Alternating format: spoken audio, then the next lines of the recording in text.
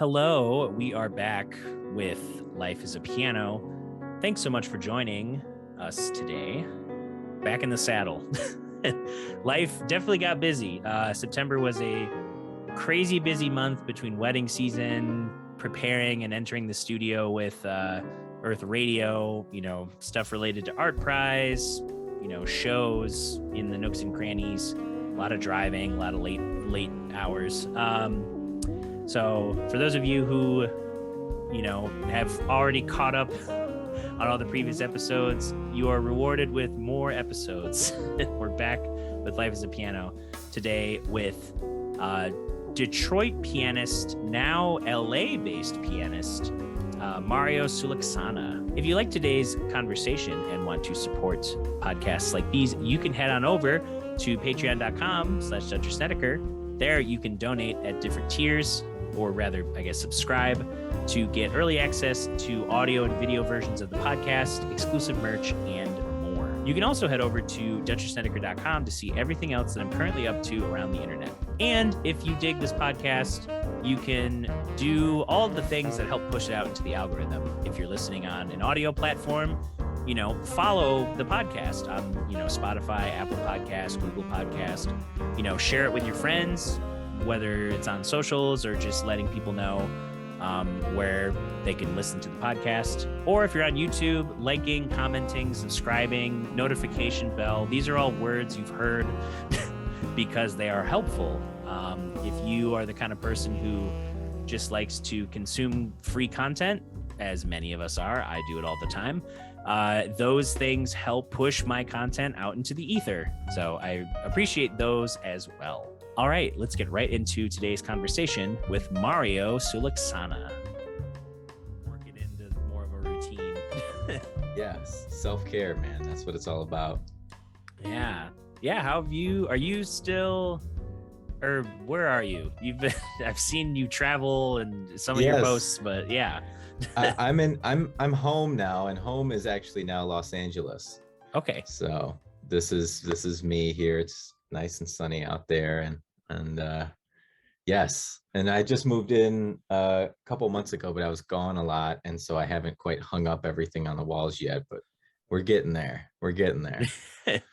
Right. Yeah, it's always hard when you're, squeezing in those last few commitments for the summer and jumping on planes to feel settled. Exactly. So yeah, man, I'm happy to be a part of this, and I appreciate you thinking of me for this. So yeah. So was the move to LA just like a general I feel like I need to be on the West Coast, or was there like an opportunity that kind of spurred the decision, or how did that all work? it was a mix. There was a lot of like life changes that had happened back home in Detroit, where I was living, and it had prompted me to live in DC for a while, kind of on the low. I was working out there and just sort of living out there too. And then through that, I had traveled to LA at that point, and I really felt like this is where I just wanted to be. I felt very happy there. And I did have a mentor out here who's been kind of helping me. And so giving me some work as a musician, which is really nice. So, I'm just kind of starting from scratch, really, essentially, without knowing too many people, just enough close friends. But it sort of just felt, it was a mix of both. Yeah. Yeah. It's always like, I've thought often about like, oh, do I want to move to a bigger city? Do I want to try this? And I feel like right now for me, it's the home base I have is a good like springboard. So I'm looking forward to, in the coming years, like doing more of the like, oh, I'm going to travel to this area for a week, or this area for, a weekend, and like just experience different cities, and reconnect with different people. Yeah. Because I wasn't really thinking about it a ton until, last year, where we couldn't go anywhere.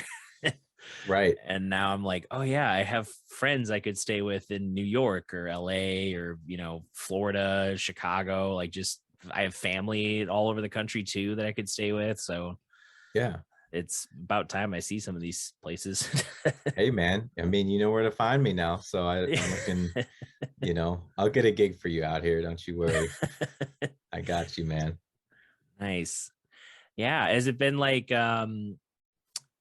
just like jazz background work or, like gigs, or was it like your friend kind of hooking you up with like, yeah, these guys are playing every Tuesday, or this person needs I don't know, another keyboard player for the wedding band lineup Sure. or Well, no, actually, it's a quite the opposite. So a lot of what I was doing in Michigan and Detroit, I was doing, as you know, like gigging and was playing in wedding bands. I was doing background jazz thing. I was kind of just hustling, and that was my full-time thing. And so here, I don't know if you know this, but my degree is actually in composition. So there you yeah. go. So I'm here to actually write and produce more. And that's been most of the gigging I've been doing has been through composing and writing for other people. And of course, playing on some of these tracks that I am producing and writing. So that's really been where it's at. I have done a couple of shows for friends, but I haven't actually done a show for myself where I'm like playing my own stuff, if that makes sense. Yeah, I feel like that's a more interesting route to take overall, just because there's so many people who move out to LA who are like, I have a guitar and a dream, and it's like, all right, there's a million people who also have that same Yes. story. So Yeah. it's nice that you have kind of a like more of a focus than just kind of showing up, wide-eyed and like, well, I want to just gig. It's like you have more Yeah. of at least a plan of how to tackle it. Yeah, totally. And if anything, I want to be, the person that helps those people with those sort of aspirations of, I don't know, stardom is sort of oversimplifying it, but like, Yeah. people who really, want that kind of FaceTime, who want that kind of success. I think that is why people flock out here, and this is the place to do it. And I think I would love to do that behind the scenes, whatever that looks like. And so that's also sort of the draw and the appeal. And I feel like perhaps there's a need for that kind of person in the industry. So I'm fine. I'm figuring it out, I guess. I'll see soon enough. Yeah, definitely. Like using the skills to network is, I feel like I've all the composer friends of mine that have some sort of established career, even if they're also like, teaching at a school, or they have, a different job that's non-music. I feel like they just get more programming because they're able to like not just be, a name on a piece of paper. They have, they're in their scenes, they interact, they commit, they accept commissions, they work with ensembles, they work with artists, very hands-on. So yeah, I think that's the right move. Well, thank you. I mean, I appreciate that coming from you. So it's good to know. Yeah, I should get you connected. Do you know Kevin DePree at all? No. He's he's a drummer that I think he's originally from Holland, Michigan. Played in kind of a wedding cover band, Brenna, with a lot of Grand Valley alumni from around that time. They all graduated, I think, like early 2000s, and they or he just moved with his wife. They bought a house in Glendale, and he focuses because he can play, he's a great drummer, can play bass, can sing, but his focus is sync licensing. So he's doing everything from just like I've done some stuff where it's like, oh, we're gonna do different blues instrumental background jazz vibes, and we're gonna pick a few keys and a few tempos. And then he'll also do stuff like, oh, I'm sampling office equipment sounds for this, this movie pitch or something. And he kind of has the line of like, being a producer, being a performer, being a composer. And I feel like the majority of his earnings right now are sync licensing. So he's built a decent library and has, enough channels to put his stuff into. But I'm sure he's always open for keyboard players and other composers to help write stuff. Well, yeah, absolutely. Please shoot me connect us. I'm really hoping to meet people like that out here. So that seems like a great connection. Yeah. Is it the only exposure I get to Los Angeles are like through like this guy's playing it, I don't know, the 55 bar, I think that's, or Sam's First, I forget what bar is in LA that all the jazz people play at. Sure. And then like YouTube, the various people networking and connecting together, and beaches. But I've only been to LA once, and it was for Ralph Alessi's School of Improvised Music summer intensive thing. Yeah. And he randomly threw together an LA one because, well, I guess not randomly, he was gigging with the faculty that week. They were doing like, I think like jazz interpretations of like the Rite of Spring or some crazy. Oh, wow. It was like him and Yuri Kane and like Chris Speed and Jim Black, Johnny Bear on bass, who now teaches at Western. Okay.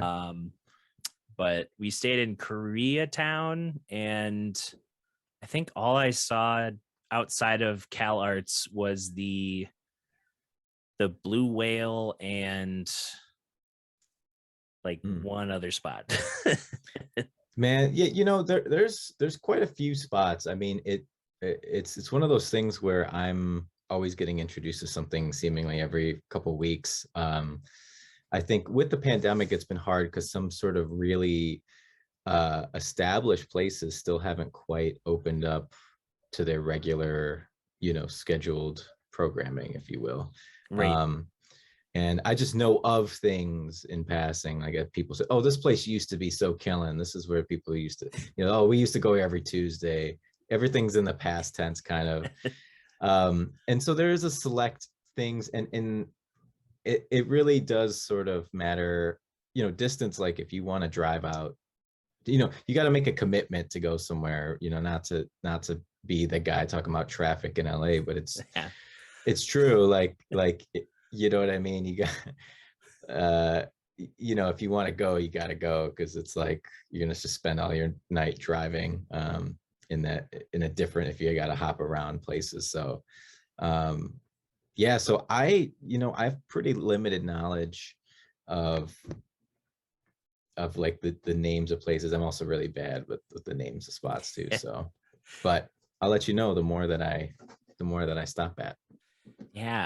Yeah, when you mentioned traffic, I thought about when we were leaving, because I went to the intensive with two other Michigan musicians, and Brad Fritcher and Ryan Wallace, and we carpooled in rotating shifts and just drove straight there. Oh, nice. But then it was so funny, we got there and like Chris Lawrence and Marcus Elliott had both like also come out, and we're like, wait a minute, you like we all could have like flown or rode together. Like that's so funny. But we were stuck on the freeway leaving LA because a truck had like broken down, or like a semi, and it was like literally just blocking the road. So we like pulled off to the side, and we had like, when we pulled over, the gas light had just come on. So we're like, all right, we'll just sit here, wait for everything to clear, and then have a straight shot to the nearest gas station. It took like 2 hours. Oh my goodness. Wow. Just like we watched the fire department and the police like trying to wade through the opposite traffic to get off the highway to then get back on and wade through the oh my goodness. A lot of cars. Just California things, I guess. Yeah. But I'm sure the weather's been nice to get into fall and have like a sunny like chill spot. Yeah, I actually love the fall weather. It's like 60s. It was a little cloudy the last couple of days, which I really loved actually. You can kind of during the day I would just stay inside, from like 1 to 4. It just really gets kind of hot, and the air quality is not outstanding. So, Oh, right. I just sort of embrace the fact that I could actually go outside and not, sweat after, an hour or so, or half an hour. But yeah, I do. I'm excited to see what it's about. And everybody's telling me, it'll get down to like 50 and Ooh, yeah. Ooh. Yeah, we're gonna bundle up. Right.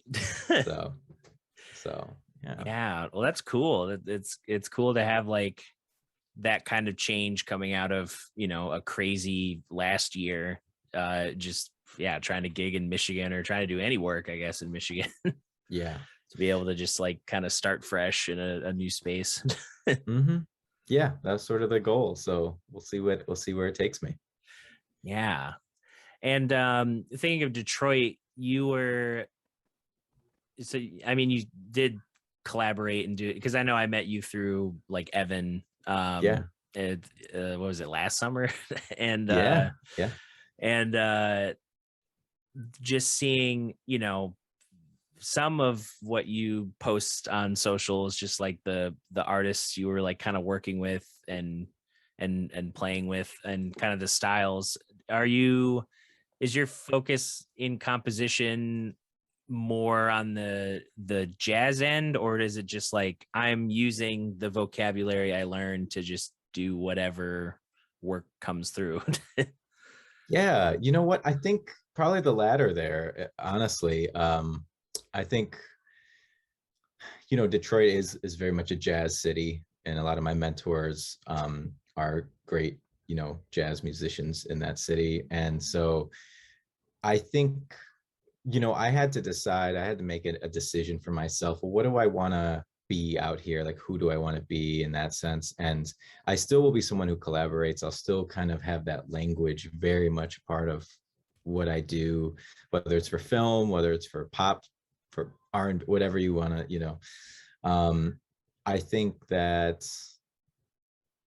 the thing I really love about the collaboration is that my mind works in a way where I can write songs and hear things better if I know who I'm doing it for. I'm not someone that can necessarily just write a song kind of just to write a song and then find the people for it. I actually have specific people in mind, usually every time that I write something. And so the project that I'd worked on, the album I put out, it featured, whether it's singers, rhythm players, strings, horns, there's over 16 different musicians. And so all from actually metro areas, some people out in New York and California as well. So that's sort of just, that is the goal. And I think, musically though, jazz as the kind of foundation of the theory that I am drawn to is kind of really, it's always, I throw little tidbits in there. Yeah. Yeah. I feel like there are a lot more songwriter behind the scenes people doing that. Like I'll hear some of the, artists I never would have even blinked twice at, just because it usually not my style. I'll hear like, oh, like what was it? You threw in that little turnaround? Like who's writing this song? Yeah. It's like a little color, little character. It's not just the 4-chord jam. It's that's right. It's the 2-5 into the 4. Yeah. That's right. That's right. And like, well, and even like, like Silk Sonic, like they obviously, Bruno Mars already is a superstar, but, and Anderson Paak's keeps coming up. He's just been doing this thing. Yeah. But just that kind of, it's almost like that Silk Sonic project is like the peak of like it could always go higher, but or rather the results, I guess, of all of the like the sneaking in of like, well, what if we like reference soul or Motown or R&B? Like, what if we brought in some of these colors from, that era into the Yeah. modern sphere? And now they're, it's like full faucet, just Oh oozing yeah. soul. Yeah. Yeah. They're not subtle about it. And, the production on that is so excellent. I mean, to be able to market music that does have those kind of intricacies, especially to audiences, like I'd say younger, not to say we're old, but like, Right. Yeah. the youths, right? The kids, these, The Gen uh, Zs. yeah, that's right. Um, that generation, I mean, even our generation didn't really grow up with jazz or really R&B and soul of the past, like they're referencing. And so I think there's something that I personally think there's like a general philosophy of uh not of life, but what am I trying to say? A philosophy, a cultural philosophy that people want more kind of this authentic soul music. Like they want music to be a little more soulful in general.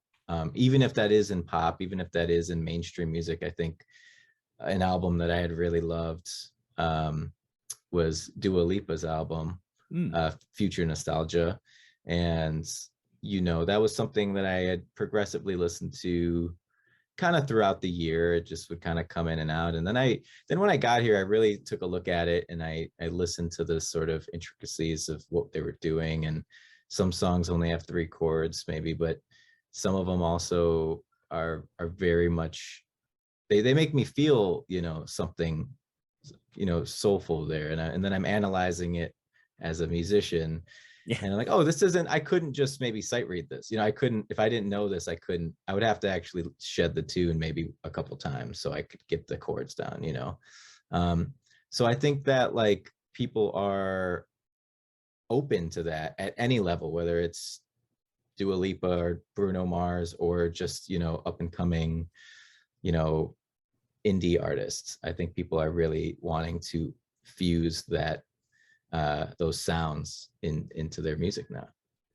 Yeah, it feels like you know, it like just almost a celebration of like all American art styles. Like instead of just hyper focusing on one aesthetic, there's kind of more of a blending of like, yeah, this is the club mix version of this tune, but it's got these changes that are from this writer who grew up listening to Stevie Wonder or something, and Yeah.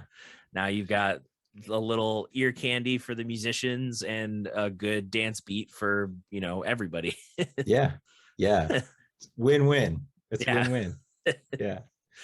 Yeah, and it's cool that like I think of someone like Thundercat who like he got that boost just from collaborating with Mac Miller, and then he'd already been just on the steady climb because he comes from a musical family, and he's grew up playing with like people who are all in Kamasi's band, and writing songs that could that you would hear on like Adult Swim breaks as much as you would hear on like random people's playlists. And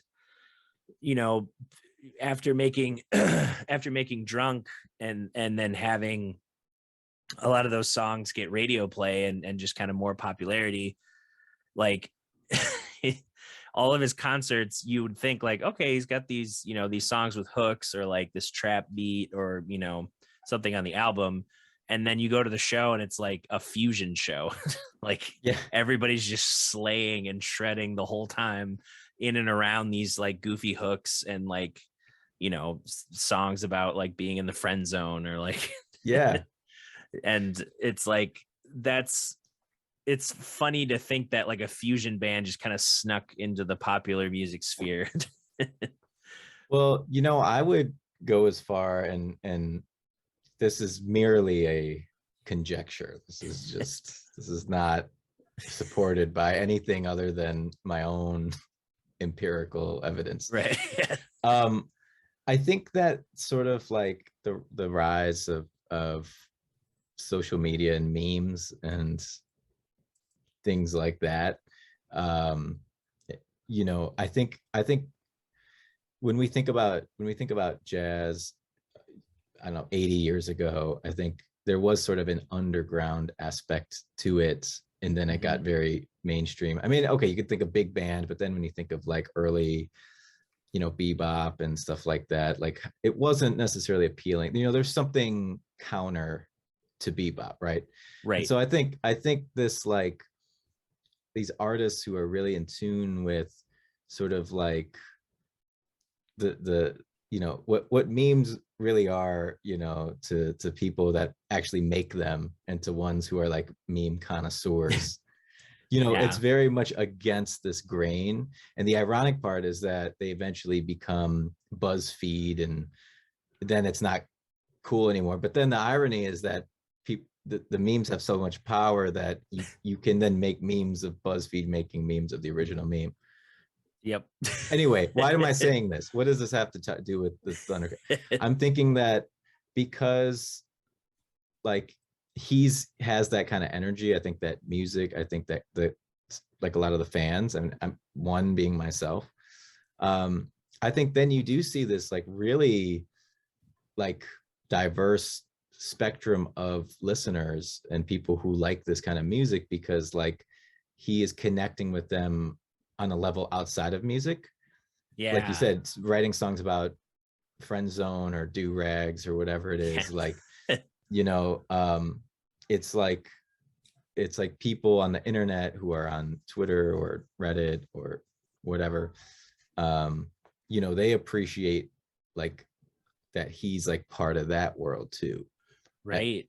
You know, and so then you get this like, then that music becomes kind of like, I don't know. I don't know if any of this, if I sound like a lunatic out here, but No, I when you were saying meme culture relating to music, I was thinking of, you know, even someone like an OG YouTuber like Adam Neely, or, you know, a newer musician tuber like Charles Cornell, like, or even, you know, Mono Neon, like he's just kind of a meme without yeah, even attempting to say that he's a meme. He's just like this like internet, you know, base, like mythical creature that just pops up yeah, and is like, oh, he's accompanying this like politician's speech on guitar, or like making a funk song with a, you know, or like what was he doing, playing the bass to like an auctioneer's like yeah, speech.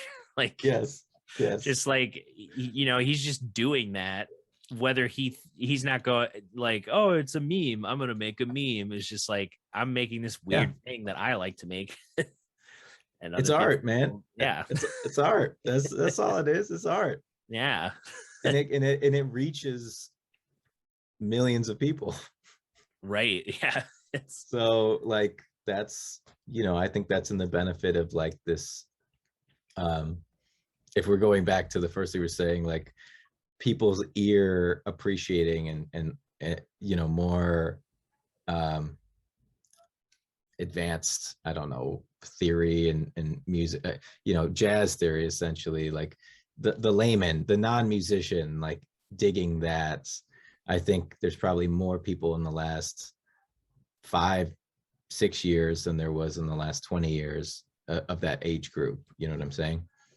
yeah. And just to see the, I don't know, within those kind of internet memes and in the culture that incorporates music, there are things that, you know, are are cool things being communicated or discussed, or you know, even like hyper specific things that you're like, I never would have thought of that, but this person, like, uh what was it, Charles Cornell did a video recently, it was about Rogue One, that Star Wars movie, if you ever saw Mhm. it.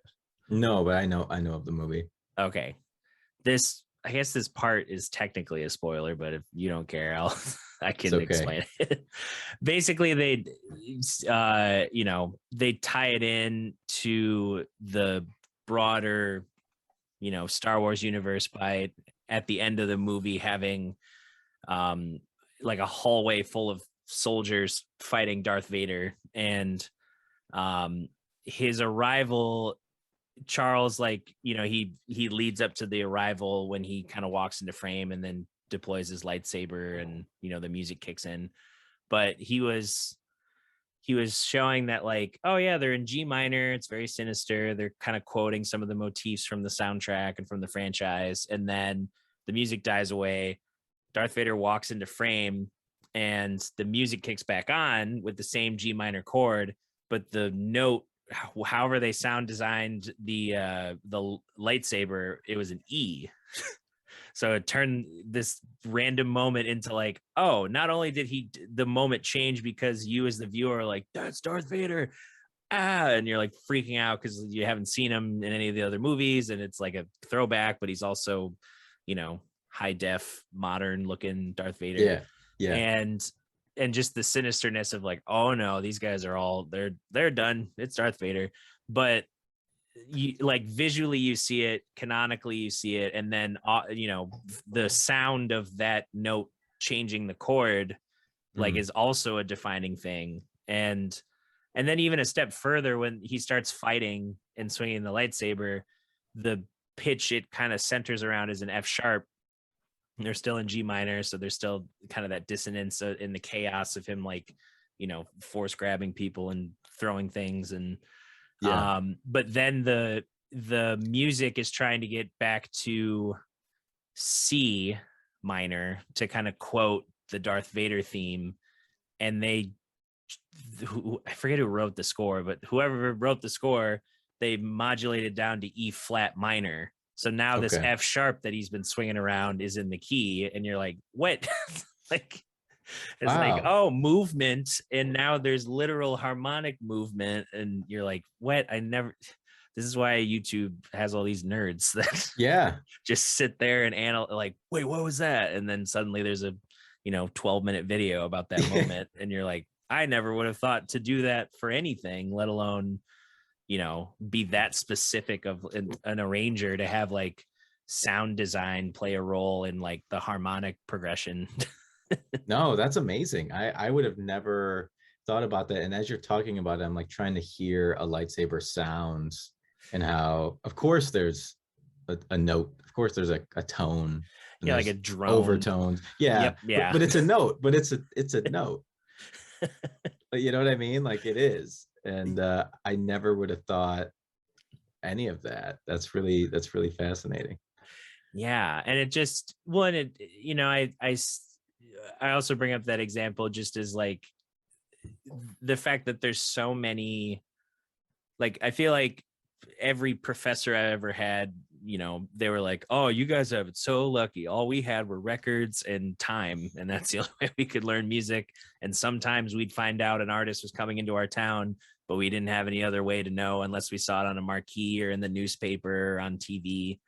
And then, you know, nowadays it's like you can find a video about a music topic, and then in the, you know, the description, there's like, oh, he's got a website, go to the website, he's on tour, like, you know, it's really easy to get connected to, like, the art you're exposed to.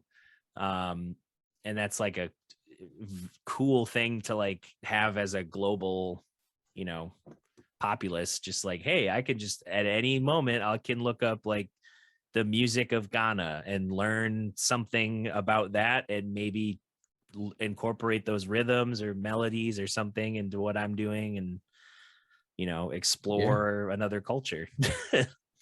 No, it's beautiful. It really, it's connecting a lot of people in a lot of different ways. And as long as they're explorative and curious on their own, they could learn about a whole another world in an instant. And so, I mean, I've definitely learned so much as a result too. And I definitely am not taking for granted that we don't just have vinyls in time. I'm going to use technology to the fullest as long as I'm alive. So yeah, it's hard not to when you're, you know, when you start building, like, even just like, oh, I'm going to start recording myself at home. Now you're learning a DAW and about plugins and, interfaces and mics and, MIDI and then suddenly that can all translate to a live rig and then somebody's like, what's MIDI? And you're like, oh, I was there. Let me show you. And then you have a quicker route to explaining it. And then someone else can explain that and people start understanding things faster. Yeah, man. Absolutely.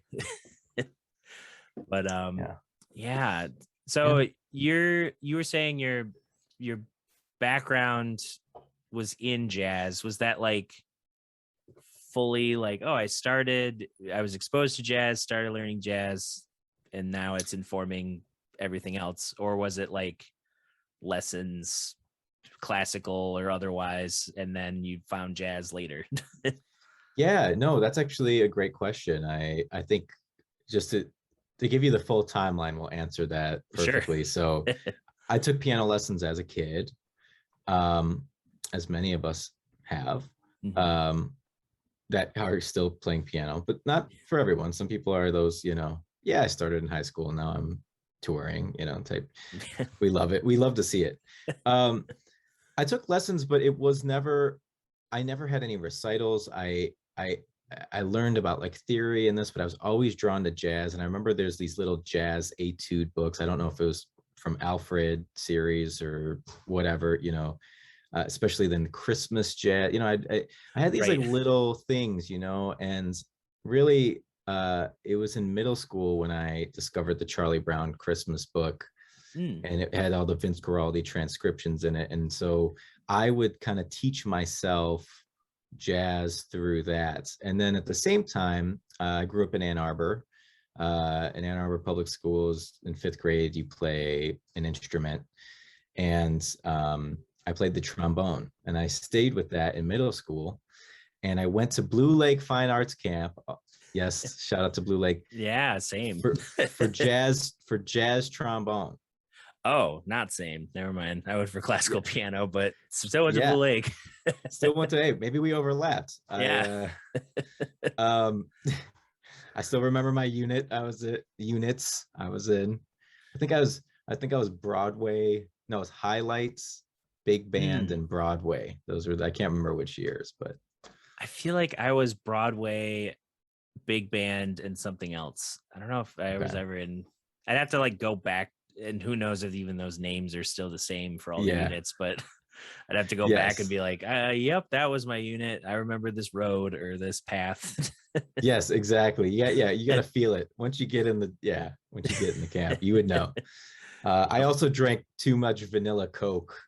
That's like when it came, I was like hot, and they had a vending machine out by the basketball courts, if you remember that kind of. Oh yeah. Yep.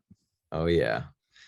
Anyway, the jazz background. So that was that. And then in high school, I actually switched to tuba, and I stopped taking piano lessons because we couldn't really afford to have both piano, but it was something I just noodled with and played. And then I was in the jazz bands in high school, and I played piano. And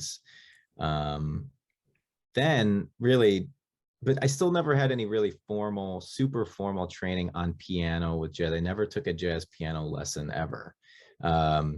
It was just very much like middle school jazz band. You learn about the flat third and playing Watermelon Man and Chameleon, Blues scale and maybe a dominant chord here and there.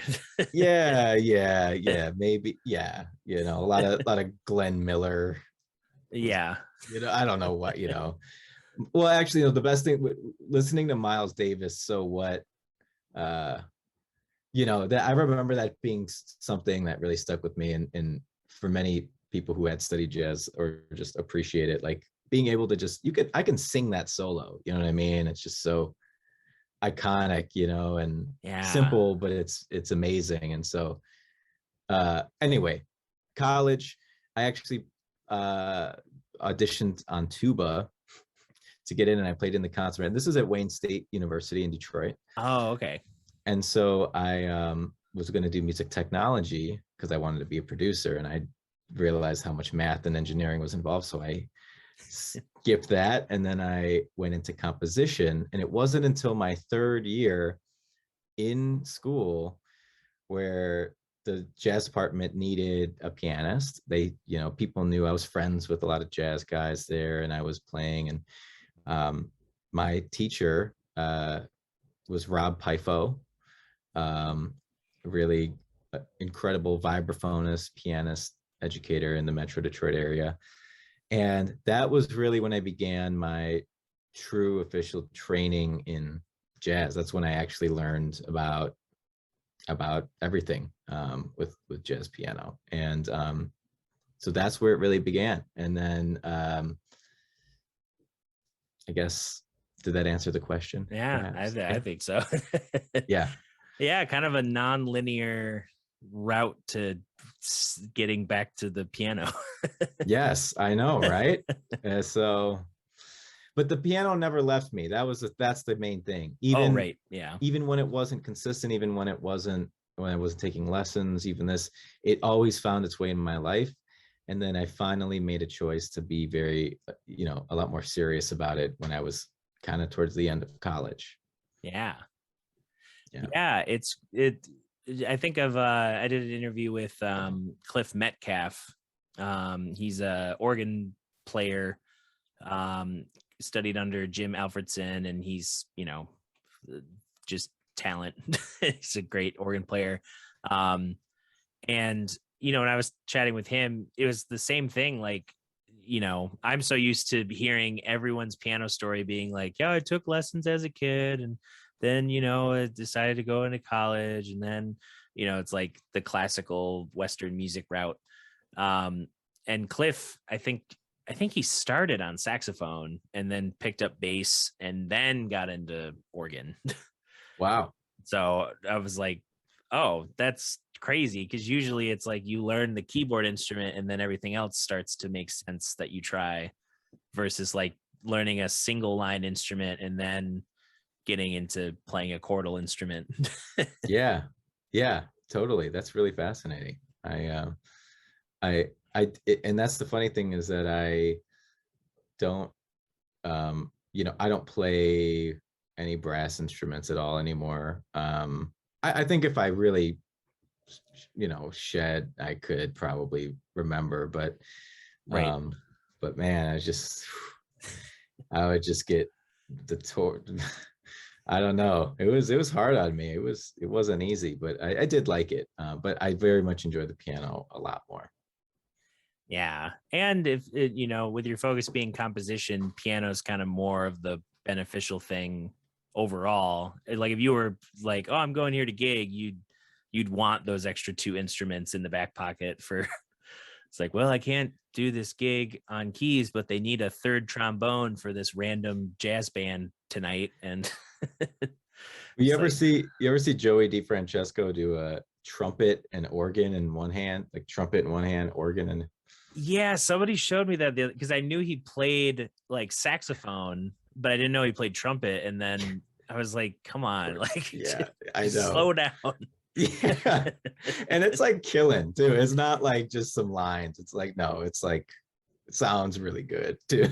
Yeah, he's just like all of the parts of his brain are engaged. Yeah. It's amazing, and it's effortless. It's seemingly effortless to him. But I guess prodigies are prodigies for a reason, right? So. Right. Yeah.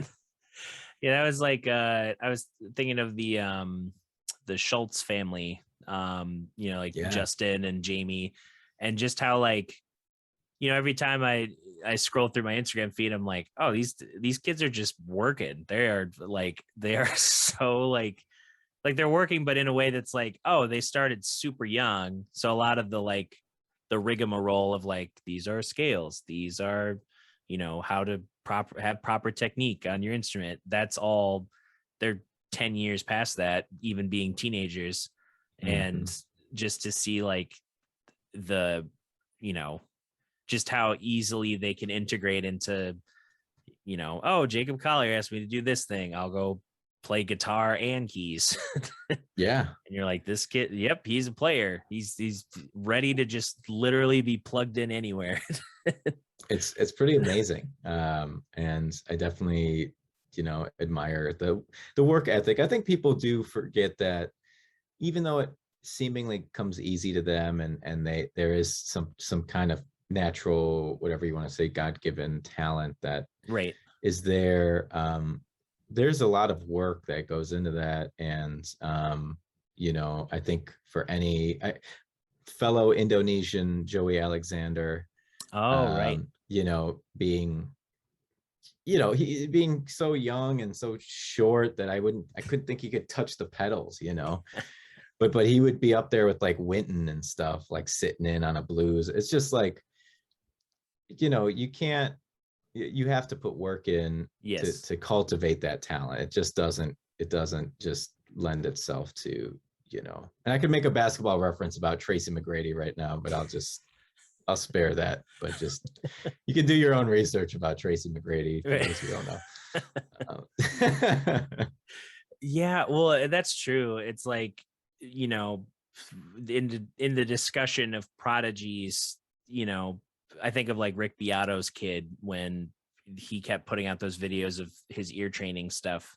And it's like, yeah, this kid can, sing an A if you just hammer all the keys on the piano, or like identify, a weird 13 note chord that's just all dissonant and with spread out voicings on the outside.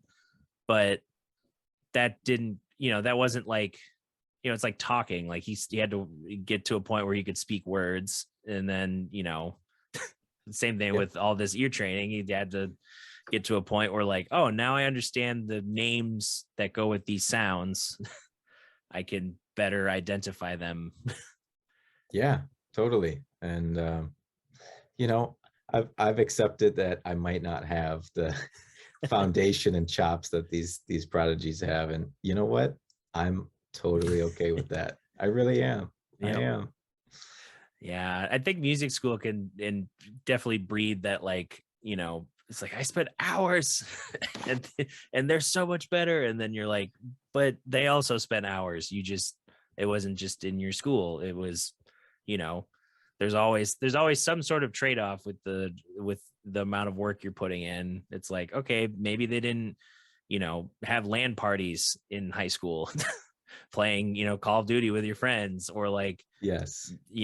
Sure, they got to go do this thing, but maybe it was at the expense of like having to kind of grow up a little bit faster. And it, not to like psychoanalyze, but there's always some sort of trade-off. Think of the Jacksons. Think of Michael. I mean, he didn't have a childhood essentially, and the sacrifice he made to the world. I mean, you can't tell me that man worked every single day of his life until he died, essentially. And because that's all he knew, what I mean? That's all he knew. And so, I don't, I wouldn't trade, that, kind of farting around on the trombone in Blue Lake, I wouldn't trade that for anything. You know what I mean? I really wouldn't. And I think getting older, it's better. You come to accept it more. And also I think part of moving out here and like, being in Detroit, there are so many, and the state of Michigan, I mean, there's so many amazing musicians. I mean, every county, it seems like there's just somebody that's just killing, and you're just like, okay. And like the history and all of that. And then coming to LA, it's like that, but like times 10, because it's just the second largest city in the country, and it's global. And this is where a lot of like, high price art lives and all that. So I've really, found peace with myself, knowing that I'm here to get better. I'm here to try to get better. I'm here but I'm here to be myself first and foremost. And I think, it's like, you can't really worry too much about what everyone else is doing. It's really easy to, but you got to just like stay the course. And then, people will want you for you at the end of the day. Mm-hmm. Yeah, I have to remind myself that when, you feel like you're spinning your wheels, like trying to, I don't know, like social media, or, sending out emails to try and get a gig for your band, or, these little things that happen every week. And, I don't know if I would want every post I post to like suddenly have like millions, like The Rock on Instagram or something, or like, Yeah.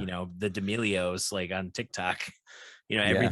Every movement they make is like specifically analyzed by like millions of people. A lot of pressure.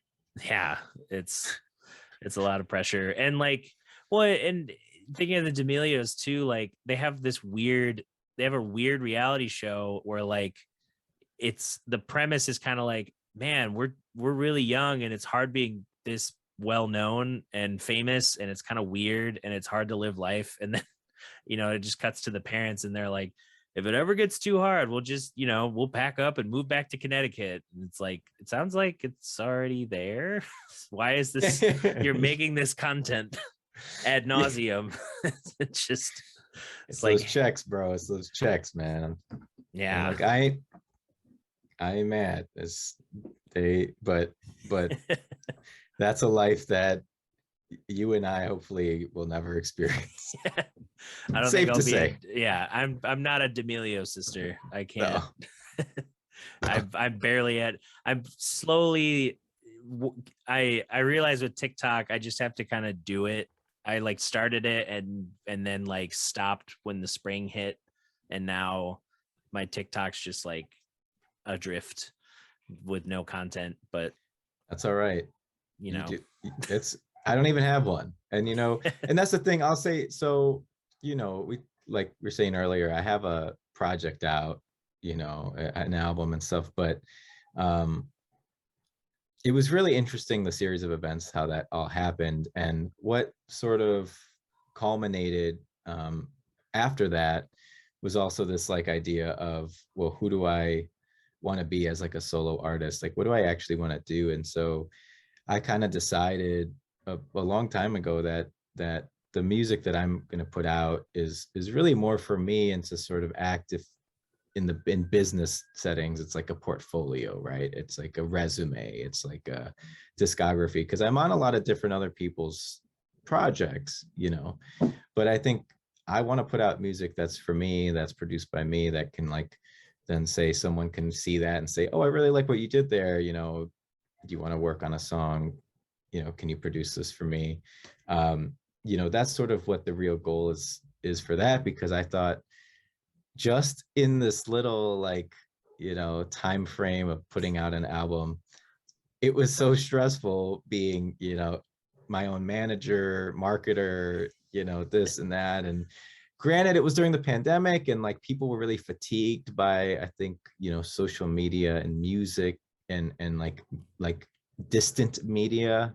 Yes. You know what I mean? And I think like that could have, in some ways maybe impacted sort of my own drive to giving more effort. But the pandemic also was just very tough in like getting those pieces together, because I couldn't like perform a show. I couldn't like, I went live and played one of my singles, but like, that was nice for like friends and family. But, I think I realized then like my strength and my piece isn't being on the stage and showing my face and doing that necessarily. It's more about being in the shadows. And if I want to put out some stuff with me on it, I'll do that because I want to, Right. So yeah.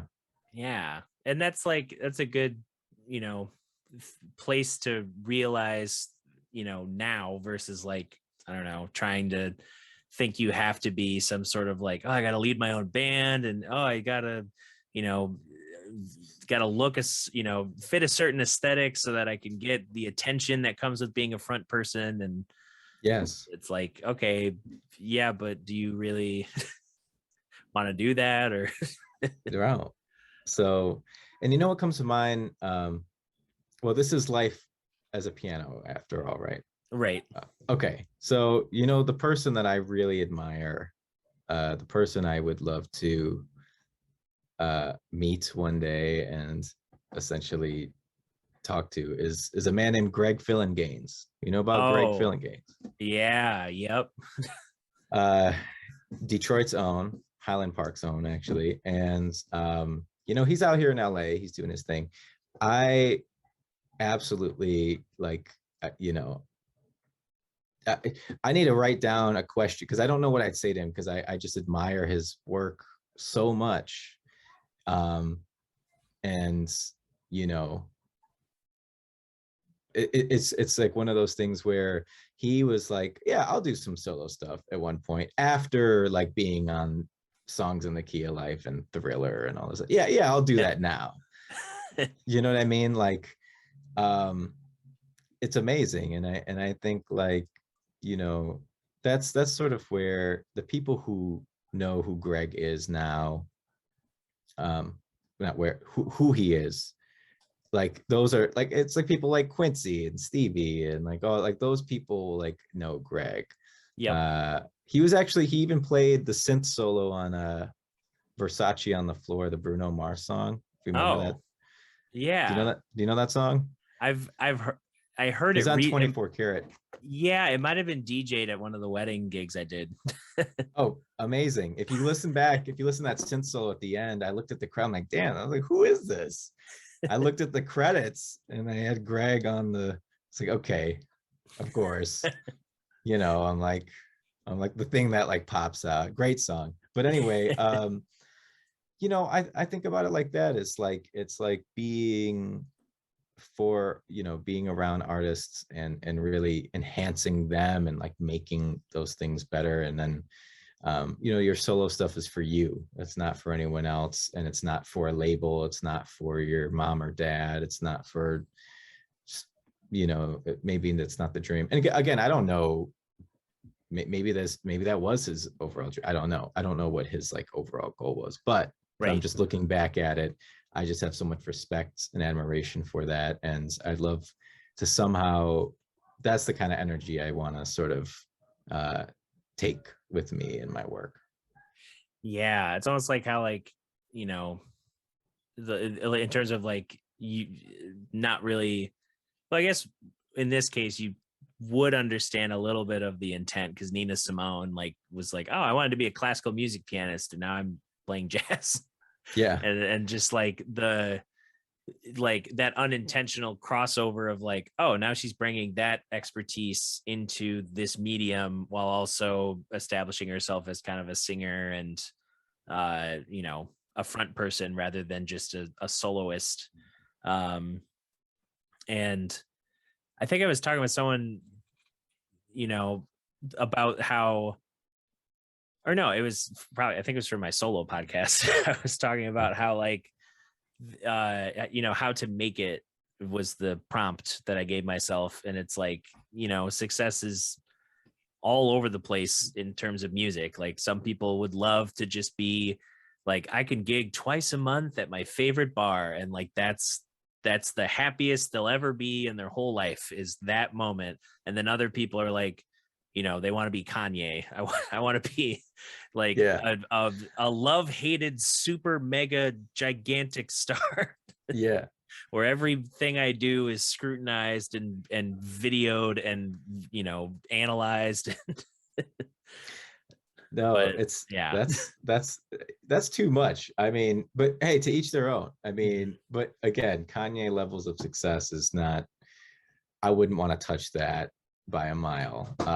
But you know, the thing I actually thought about, I think when I was in undergrad, you know, like on that whole like making it and how do you define success, all that stuff. Like, I think I was always very ambitious, and I didn't quite know what I wanted, but I knew that I wanted something more, and more meaning like I didn't really want a conventional life. And that was me at, you know, 18, 19 years old. But as I told you about my like process playing piano, it was like I had a non-linear path the whole time.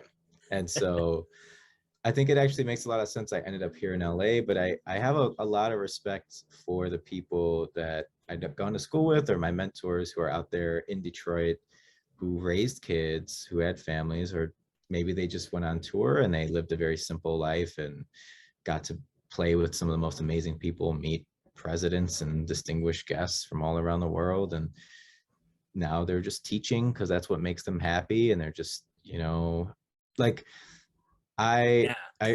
there's not, I think people don't realize that there's not one way to be a successful musician. There's not, Right. you know, it doesn't mean like you don't have to be at the you know, Rockefeller brunch with Jay-Z, you know.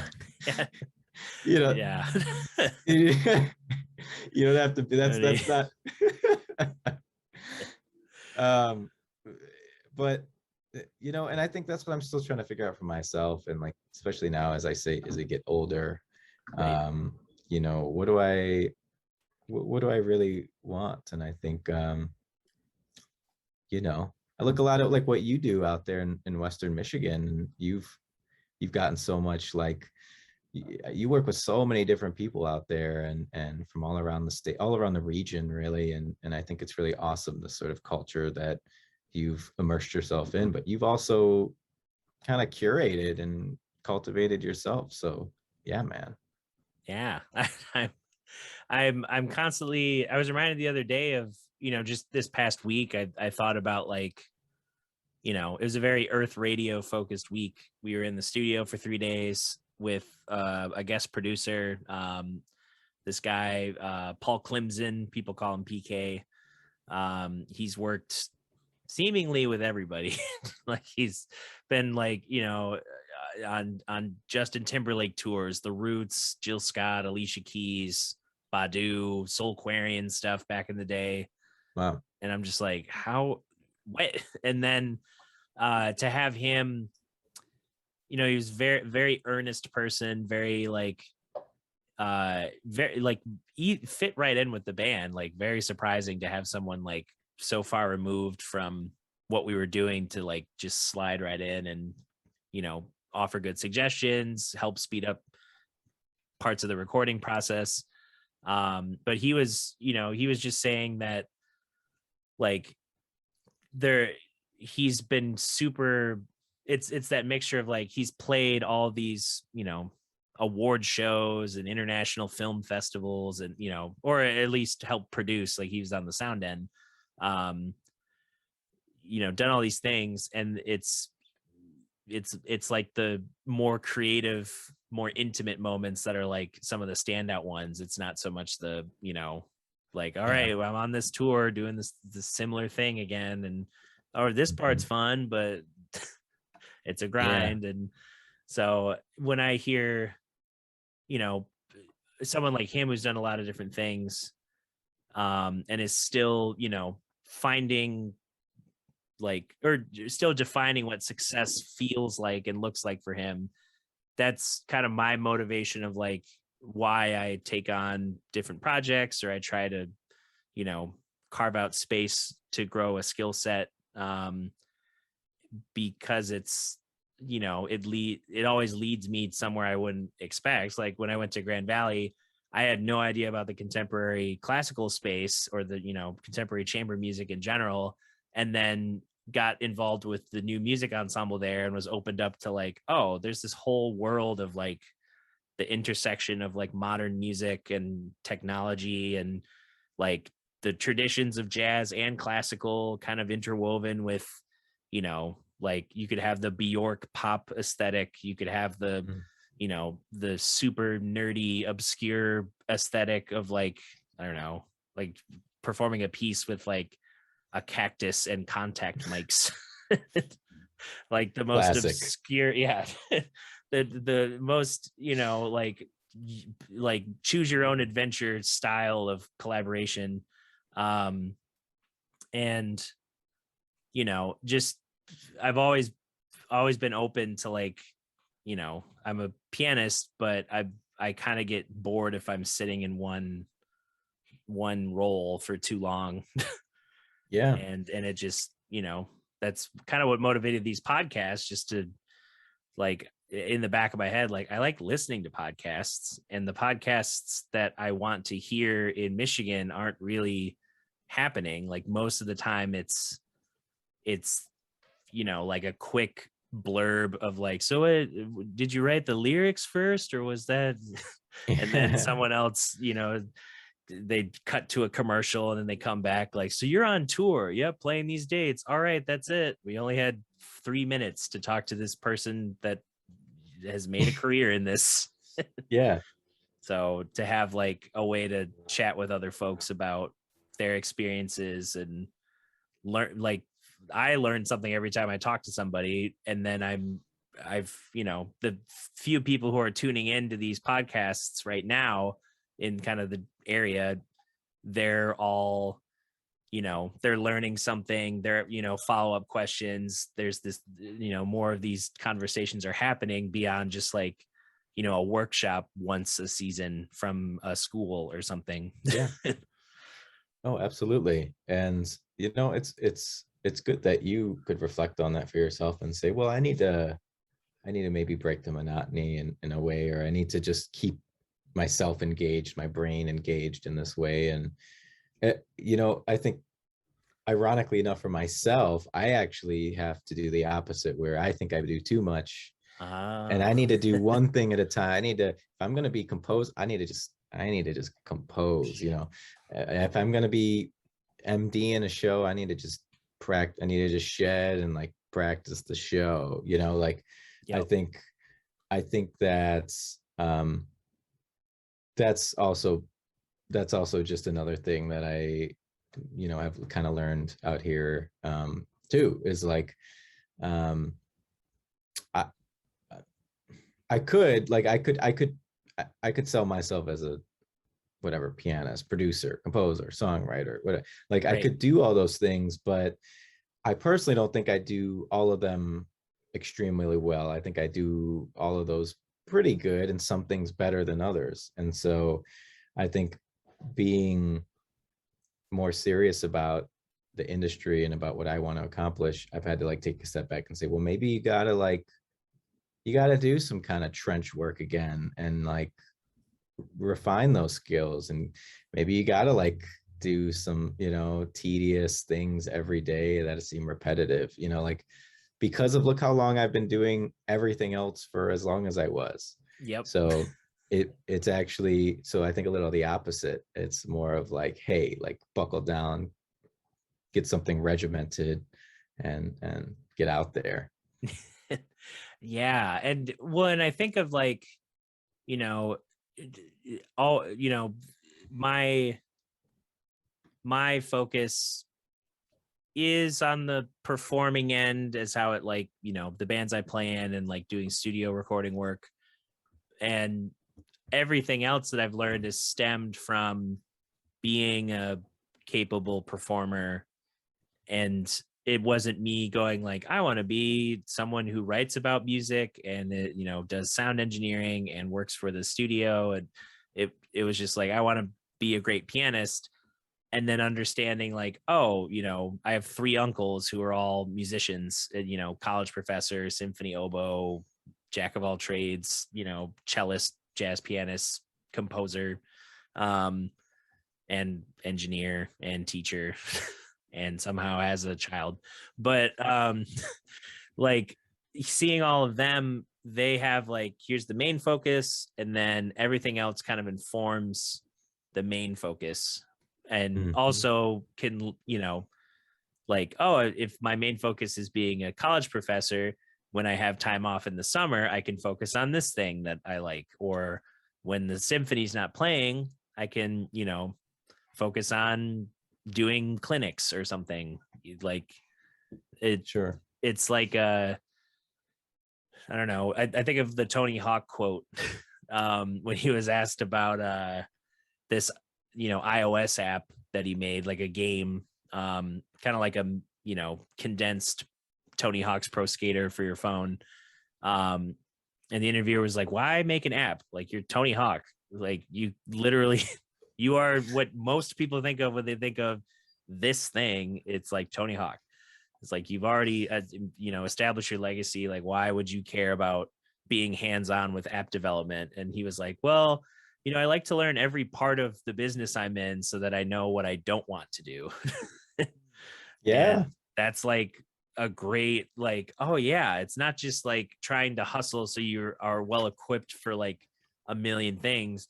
you could get into like trying to home record and being like, this sucks. All right, how do I work more consistently with an engineer in a studio? And then that relationship forms, out of that frustration. It's like, the 8th millionth time Pro Tools quits on you and you're like, I can't do this. And yes, yeah. that's really, you know what? Hey, Tony Hawk, you know what? If I had that kind of money and time and legacy, of course. Yeah, I think that's very smart. He's a very smart man. And I think that is one of the things, like, learning about is what do you, as much as you think you know what you want to do, but knowing what you don't want to do, because then there's things you think, the opportunities that are handed to you that are in line with that, and it's really, no, I don't want to do that at all. Like, I don't have no interest in that. But that's where I think non-musicians don't understand the nature of this industry, how weird it is to, like, how experience is gained, and like the kind of precarious positions you put in unknowingly, that you're like, oh wait, I didn't sign up for this. I didn't want to do this. Like, oh, now I'm like mixing a live show, and you're like, what? Like, oh, now I'm like a roadie for this band. Oh, Yeah.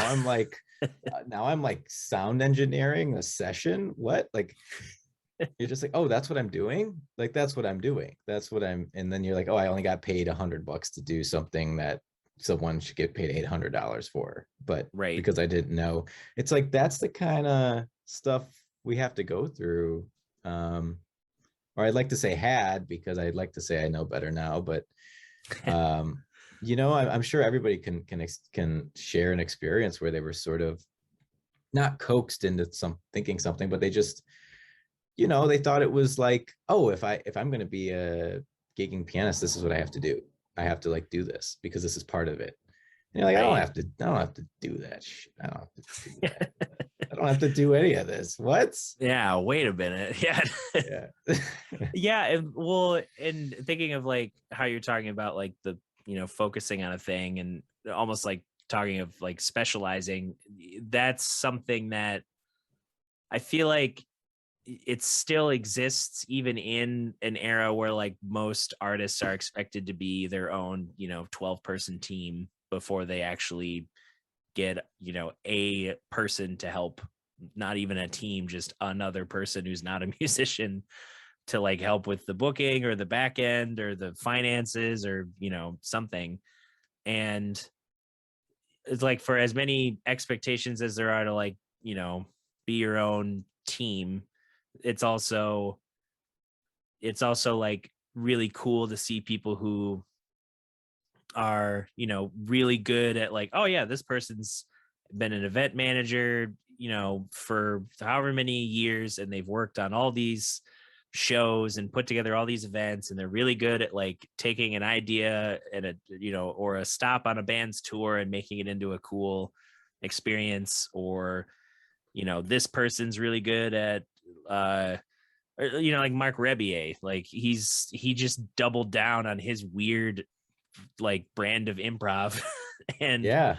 And now he's touring the country, and I watched him sell out the Royal Oak a couple weeks ago. He's here. He's actually here tonight. Really? I might try to go. I don't know. I can still get tickets. Yeah, Last it's second. wild. It's great. Did you go? Yeah, I went and saw him at the Royal Oak a couple weeks ago, and How was it?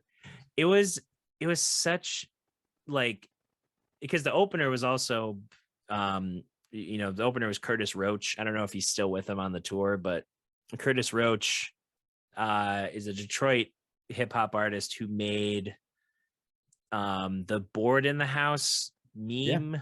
And that got turned to a single, and now he's got a career off of the TikTok fame.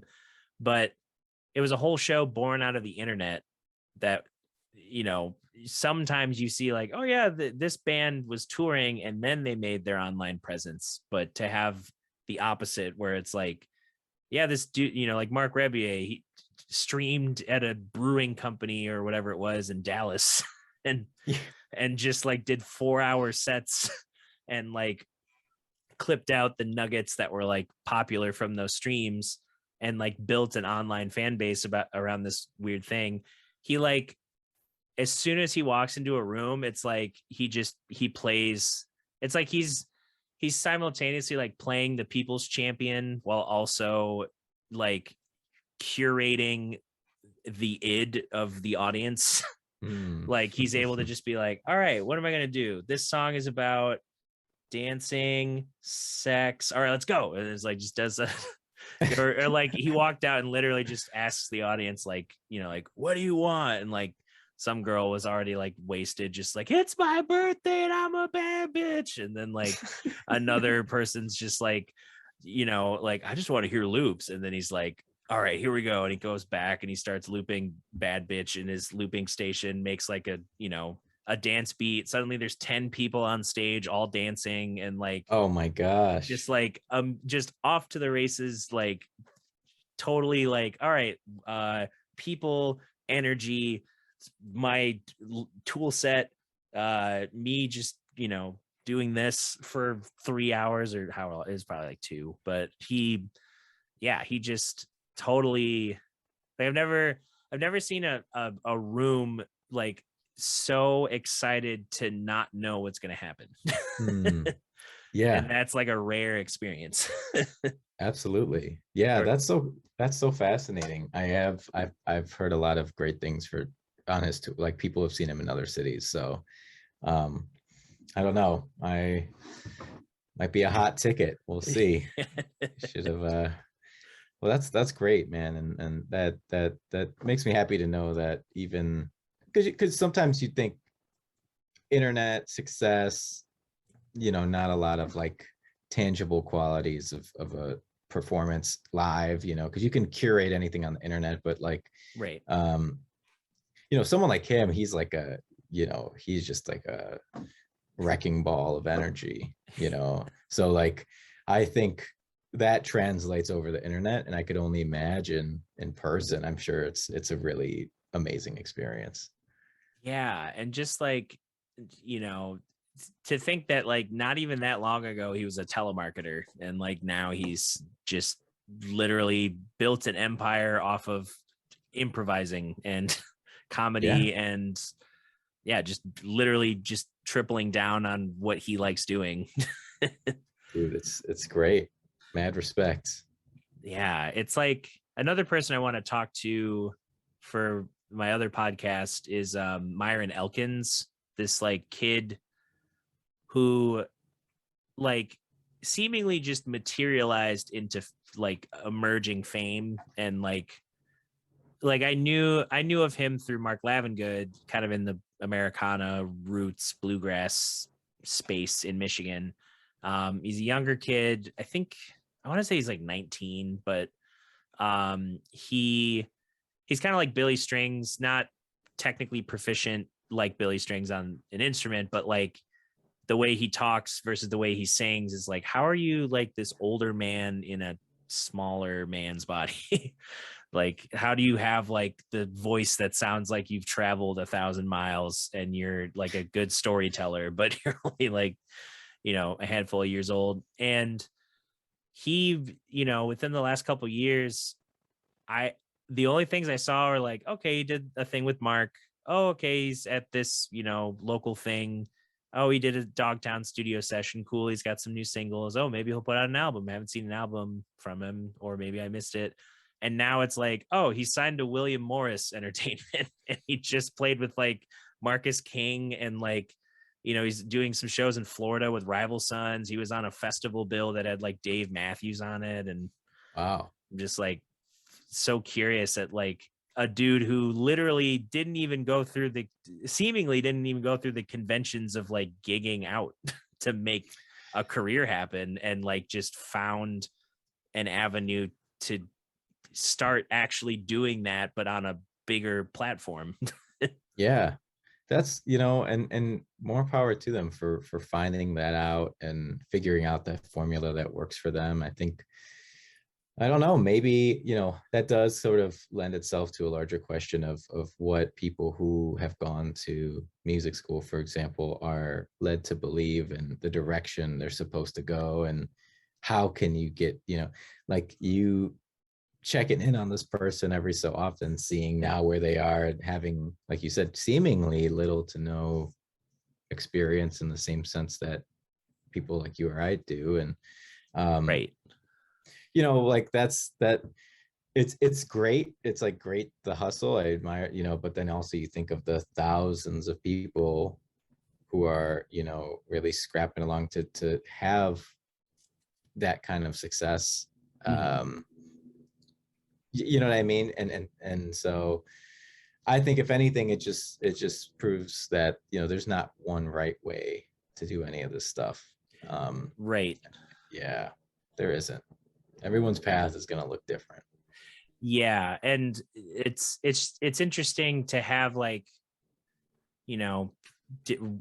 vastly different stories between artists and how they kind of get into the public eye, or even just having a sustainable career in the arts. I feel like so many people are used to like the happy ending, like American Idol or America's Got Talent. It's like, oh, they won and now they have a show in Vegas and everything's great. It's like most of the American Idol people, other than like Kelly Clarkson and like, a couple others. Fantasia. Yeah, Fantasia, like Ruben Studdard pops up here and there, for like a holiday pops or something, or like a Christmas soul, or and like, or he's it's Ruben Studdard on the new Mary Mary, gospel track, and you're like, okay, a lot of people know who Mary Mary is, but only in the gospel sphere.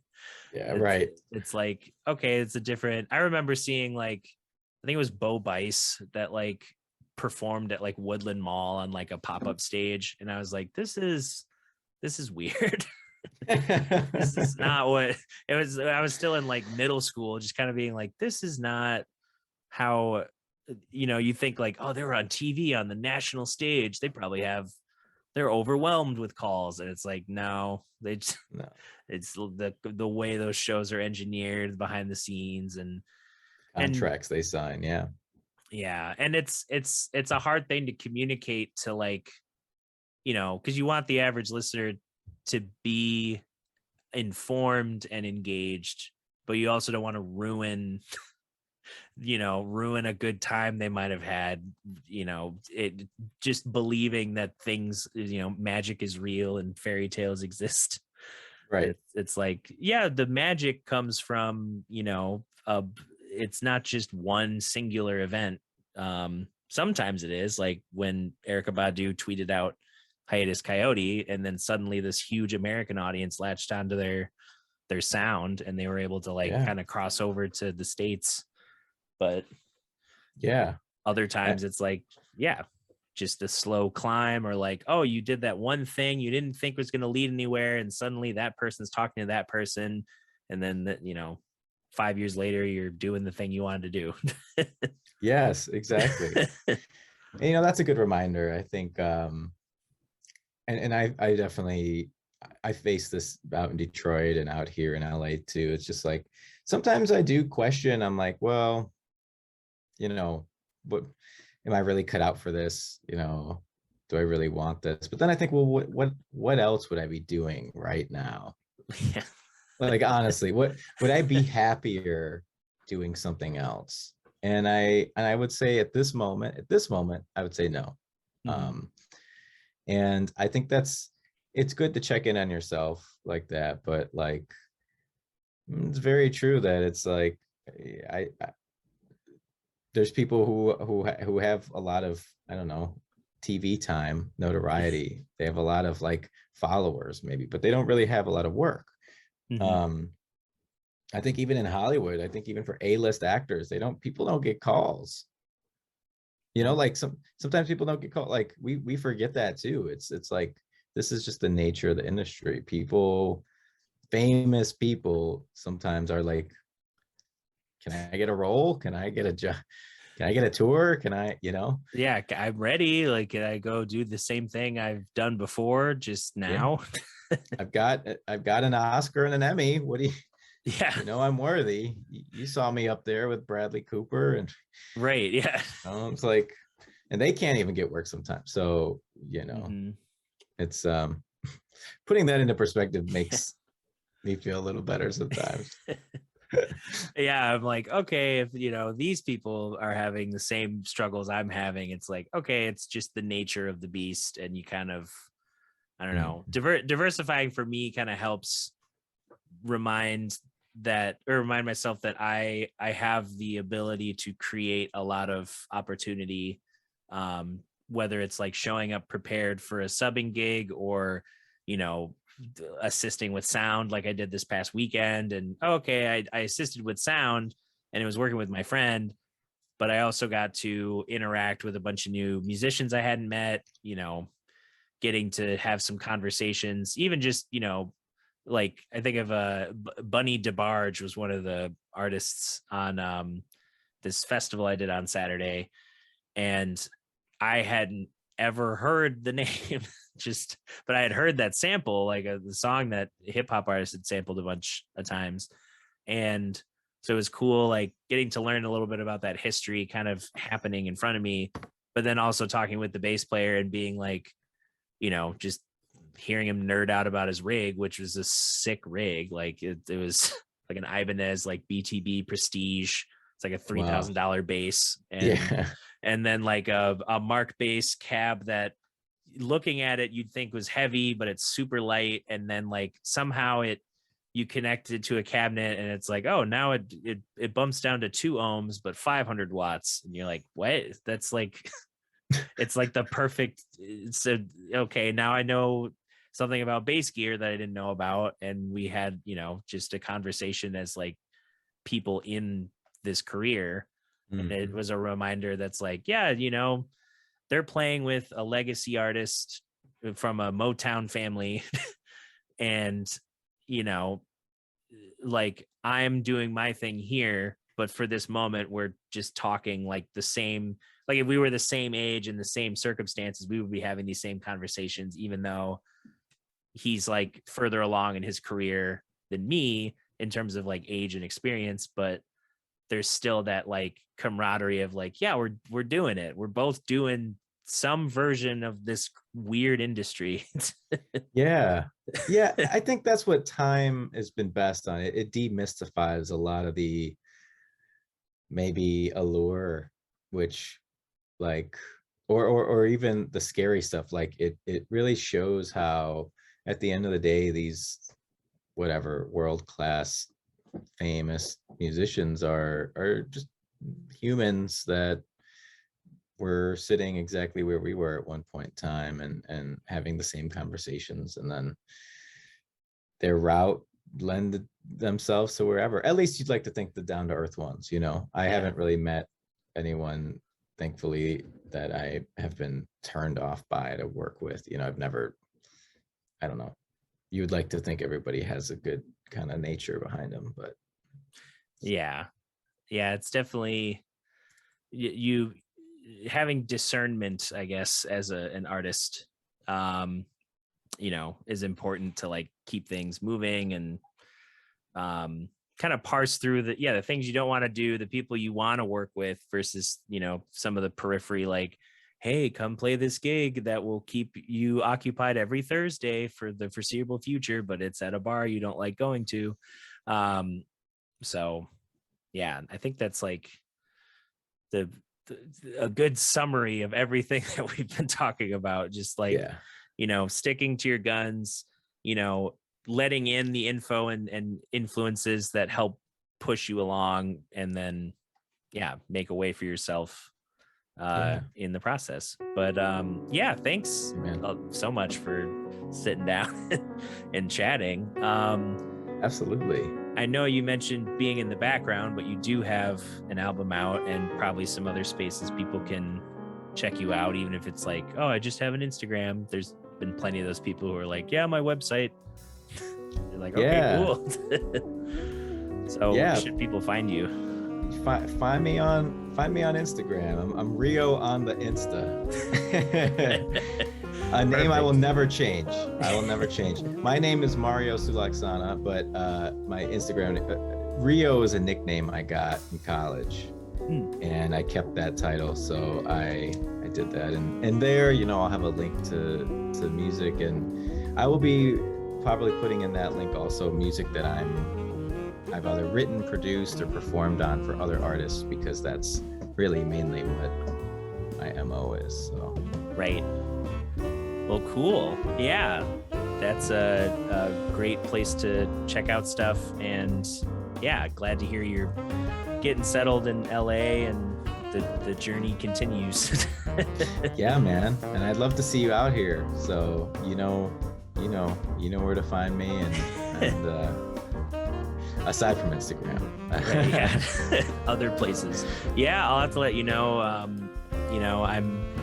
The last few months have been like advocate for more pay for me, so I can like start investing in the things I want to do. So that's more of a realistic option to be like, yeah, I'm gonna jump on a plane and go see somebody. Right, so, exactly. Looking forward to it. Yes, absolutely. And I will say I miss state of Michigan. I was just out there a few weeks ago, and I actually was up in Holland area, Muskegon area. Went to Russ's, got some pie, of course. Oh yeah. That's classic.